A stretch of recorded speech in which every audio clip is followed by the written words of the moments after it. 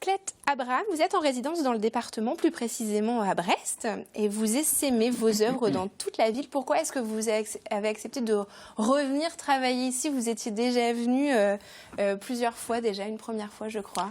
Alors je suis venu pour la première fois l'été dernier et ça s'était mal passé. Donc en fait je suis bien content de pouvoir revenir et que ça se passe bien. J'ai été mal reçu par les autorités locales la première fois que je suis venu et le directeur des musées des Beaux-Arts de Brest a récupéré l'idée de mon travail, a voulu en faire quelque chose au contraire de très constructif et positif, a trouvé des accords avec différentes mairies de la métropole.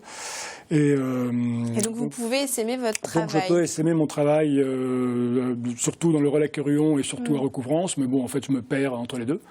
Donc vous avez accepté de revenir. L'ambiance vous avait plu déjà la première fois, même si ça s'était mal passé? Alors disons que pour moi, Brest, en fait, je suis breton d'origine, mais je ne connaissais pas Brest, et Brest était un symbole pour moi. C'est-à-dire que c'est un petit peu la ville qui, bien que ce soit une ville française, qui quand même représente la Bretagne profonde, quelque part, la Bretagne, disons, maritime, surtout. Et donc je tenais beaucoup, je voyage dans tout le monde entier pour faire mon travail, je tenais beaucoup, étant breton, à avoir un lieu, disons, effectif où mon travail soit bien présent.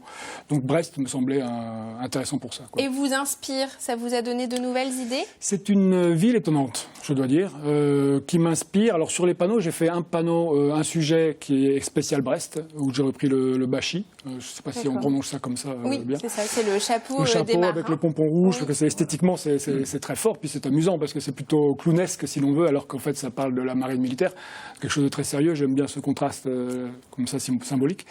Donc j'ai repris cet élément pour Brest, c'est un hommage à Brest. Et puis sinon, bon, c'est mes idées générales et universelles qui sont développées ici. Que vous reprenez, qu'on connaît. Le Japon notamment, où vous avez eu aussi de sacrés démêlés, votre compagne avait été arrêtée carrément.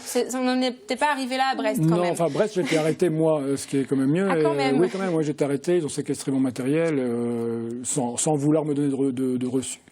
Et puis ils l'ont détruit par la suite. Donc c'était pas très correct. Mais au Japon, c'était bien pire. Ma compagne a été arrêtée parce que moi, je suis allé au Japon avec elle. Je suis revenu avant elle. Elle est japonaise. Elle est restée chez sa mère quelques jours en plus. La police s'est intéressée à mon travail. Elle l'a arrêtée, elle. Ouais. Ce qui est important pour eux, c'est d'avoir un coupable. Hein, ce qui qualifie votre travail de délinquance, d'infraction au code de la route. Alors qu'on imagine que pour vous, justement, une partie de la symbolique de votre travail réside justement dans l'utilisation de ce parc public que sont les panneaux de signalisation. Tout à fait. Mais il y a de grosses contradictions en fait dans l'interprétation de mon travail. Pour moi, c'est très clair. L'objectif productif et positif de mon travail est très clair. Mais par exemple, la préfecture de police de Paris m'a engagé pour donner des leçons dans des écoles de Paris. Les leçons consistaient tout simplement à présenter mon travail, sans filtre, sans parler de dégradation ni quoi que ce soit. Absolument pas. Et l'objectif de la préfecture, c'était que si les enfants cherchaient mon travail, les enfants s'intéressaient aux panneaux. Tout simplement. Ils apprenaient un peu le code de la route aussi. Voilà. Votre père, Jean-Pierre Abraham, était écrivain et il a aussi été gardien de phare. Est-ce qu'une expérience artistique sur ces lieux isolés pourrait vous intéresser? Alors, il y a beaucoup moins de panneaux de signalisation sur les phares, mais est-ce que c'est un lieu qui pourrait vous parler? C'est un lieu fascinant, bien sûr. Mon père était gardien de phare à Armennes, donc c'est un des phares les plus extrêmes. Je pense que quelque part, ça fait partie de moi. Donc, je le porte en moi, cette expérience, quelque part. C'est déjà fait, je dirais. Oui, vous n'êtes jamais retourné sur un phare? Je suis allé à Armennes une fois, oui, même si on pouvait pas monter, mais disons que j'ai fait une fois la relève. Mon père n'y était plus, mais bon, avec lui pour un reportage justement. Donc je suis allé une fois. Alors on vous avait rencontré lors d'un de nos magazines bretons d'ailleurs, parce que vous vivez en Toscane, vous êtes breton d'origine, mais vous habitez en Italie. Vous êtes né en Bretagne, vous avez résidé un petit peu ici. Ça ne vous manque pas la Bretagne finalement? Vous dites que ça vous inspire, que c'est étonnant. Je me sens profondément breton. Je revendique en Italie le fait d'être breton et non pas français.